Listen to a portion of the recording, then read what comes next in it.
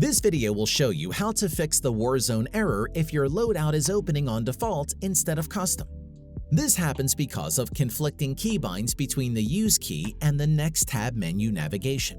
To fix the issue, open the Warzone options. Select Mouse and Keyboard. Then choose the Menu Navigation subheading. Locate the Next tab and Previous tab options. One of these will be the same as your Use key, which is the button you use to open a loadout. The default key is E. Click on the box and change the keybind to anything you won't accidentally press. Alternatively, you can right-click and choose to unbind the keybind altogether. Close the options and your Warzone loadout will no longer open on default.